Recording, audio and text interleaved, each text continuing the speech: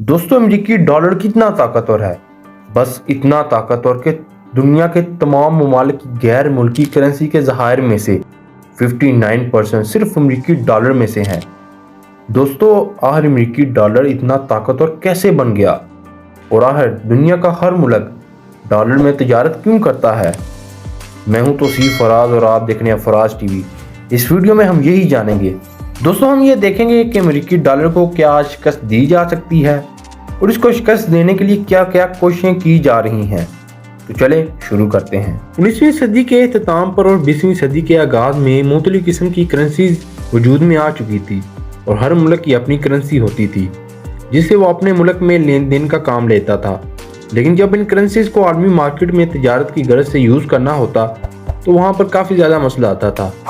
अब यहाँ पर ज़रूरत ये थी कि एक ऐसा निज़ाम तश्कील दिया जाए जिससे तजारत आसान बनाई जा सके, क्योंकि उस वक़्त हर मुल्क की करेंसी दूसरे मुल्कों से बहुत ज़्यादा मुख्तलिफ होती थी। हर मुल्क अपने लिहाज से नोटों की छपाई करता था, यानी कोई एक मुश्तरका निज़ाम नहीं था जो कि आलमी मार्केट में उठते हुए खदशात को कम कर सके। इस मसले के हल के लिए ज़्यादातर ममालिक इस मसले पर मुतफिक हो गए कि करेंसी की वैल्यू को गोल्ड की कीमत से जोड़ दिया जाए, यानी जितना सोना होगा उसकी कीमत के मुताबिक करेंसी छापी जाएगी। अब इस पर तमाम ममालिक रज़ामंद हो गए कि जितने सोने की कीमत होगी उसके मुताबिक करेंसी छापी जाएगी और मुल्क का निज़ाम चलाया जाएगा। लेकिन दोस्तों, वर्ल्ड वार यानी आलमी जंगों में यूएसए ने भरपूर फ़ायदा उठाया, जहाँ पर सारी दुनिया वर्ल्ड वार के दौरान आपस में गुत्थम गुत्था थी। अमेरिका ने इस सिचुएशन का भरपूर फ़ायदा उठाया। वर्ल्ड वॉर के दौरान अमेरिका ने भरपूर फ़ायदा उठाया क्योंकि उस वक़्त ब्रिटिश एम्पायर दुनिया की सुपर पावर थी, तो वो भी जंग की वजह से काफ़ी हद तक मुतासर हो चुकी थी। तो अमेरिका ने अपने सामान को ज़्यादा से ज़्यादा एक्सपोर्ट करना शुरू कर दिया। ये स्ट्रेटजी इतनी शानदार रही कि अमेरिका कुछ ही अरसे में दुनिया का सबसे बड़ा एक्सपोर्टर बन गया और उसने ब्रिटिश एम्पायर को भी पीछे छोड़ दिया। मिसाल के तौर पर 1945 में यूएसए की एक्सपोर्ट्स $10 बिलियन तक पहुंच चुकी थी, जबकि बरतानिया की $3 बिलियन थी। अमेरिका ने वर्ल्ड वॉर के दौरान ही एक और शानदार स्ट्रेटजी खेली। वो जिन ममालिक को अपना सामान बेचता था उन पर यह शर्त आयद कर दी कि या तो वो ये सामान सोने की वजह खरीदें या फिर डॉलर की वजह। अब उन ममालिक के पास तो डॉलर थे ही नहीं, क्योंकि वो अपनी करेंसीज में अपने मुल्क का काम चलाते थे। तो उन्होंने सोने की वजह मुख्तलिफ एशिया अमेरिका से इंपोर्ट करना शुरू कर दी और देखते ही देखते अमेरिका के पास सोने की एक बहुत बड़ी तादाद इकट्ठा हो गई। मिसाल के तौर पर 1910 में अमेरिका के पास सिर्फ 2000 टन का सोना मौजूद था, लेकिन 1945 में सोने की तादाद 2000 टन से बढ़कर 20,000 टन तक पहुंच चुकी थी। ये स्ट्रेटजी बहुत शानदार रही थी। ये पहला फैक्टर था जिसने अमेरिकी डॉलर को बहुत ताकतवर बना दिया था। अब बात करते हैं दूसरे फैक्टर की। दोस्तों, दूसरा फैक्टर था लैंड लोन्स, यानी अमेरिका उन ममालिक को लोन्स फराहम करता था जो कि वर्ल्ड वार के दौरान काफ़ी हद तक बुरी तरह मुतासर हो चुके थे, और इन्हीं लोन्स का सहारा लेकर अमेरिका के हमायती ममालिक, जिनमें बरतानिया और फ्रांस शामिल थे, जो कि उस वक्त जर्मनी के खिलाफ मैदान जंग में उतरे हुए थे, उन्होंने अपनी फ़ौज को असर-ए-नौ दोबारा तामीर किया। मिसाल के तौर पर बरतानिया ने जर्मनी के सामने जो अपने आप को खड़ा किया था वो इन्हीं लैंड लोन से ही खुद को खड़ा किया था। और जैसा कि हम जानते हैं कि पर्ल हार्बर के वाक़े के बाद अमेरिका खुद मैदान जंग में उतर चुका था और वर्ल्ड वार 2 के बाद जर्मनी को दोबारा शिकस्त हुई थी, जो कि वर्ल्ड वार 1 में भी हो चुकी थी।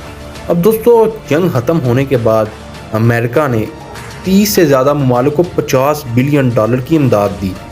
इसके साथ साथ ख़ास तौर पर जर्मनी को, जो कि जंग से इतना ज़्यादा मुतासर हो चुका था कि उसकी करेंसी की वैल्यू गिर चुकी थी।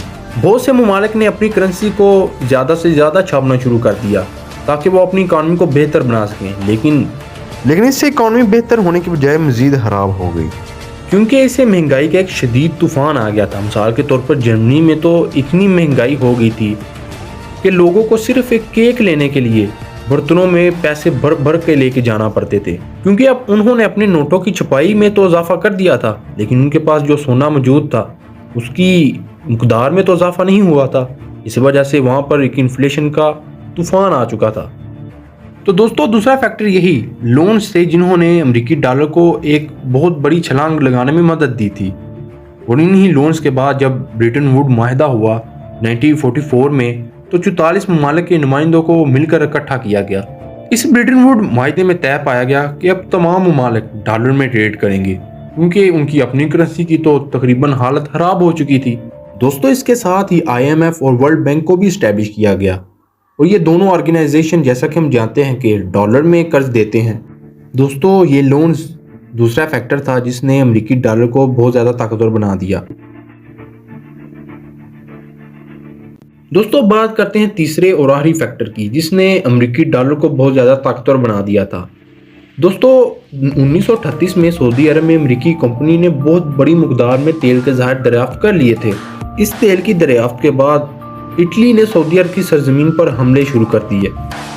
अब फ्रैंकलिन डी रोजवेल्ट ने 1945 में सऊदी शाह अब्दुल अजीज के साथ एक ज़बरदस्त डील की।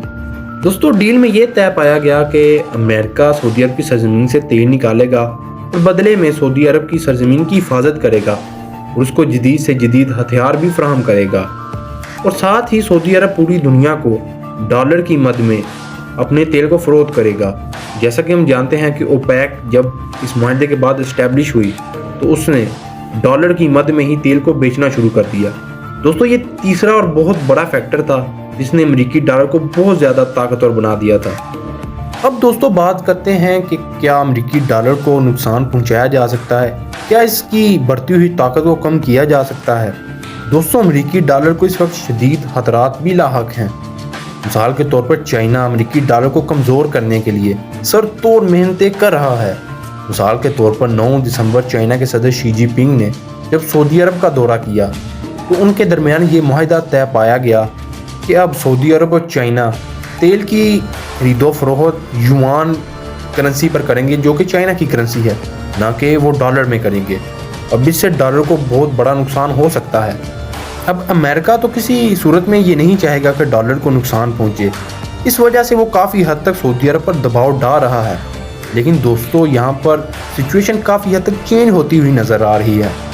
मिसाल के तौर पर शहजादा MBS ने अमेरिकी दबाव को बिल्कुल मुस्तरद करते हुए इस डील को मज़ीद आगे बढ़ाया है।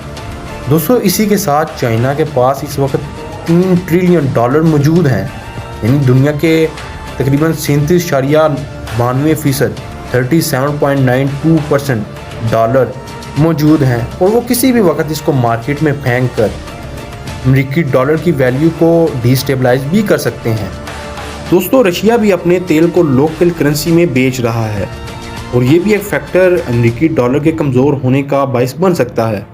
दोस्तों, हमें कमेंट में लाजमी बताइएगा कि क्या अमेरिकी डॉलर को नुकसान पहुंचाया जा सकता है, और अगर अमेरिकी डॉलर को कमज़ोर किया गया तो इसका क्या नतीजा निकलेगा, मनफी या मस्बत।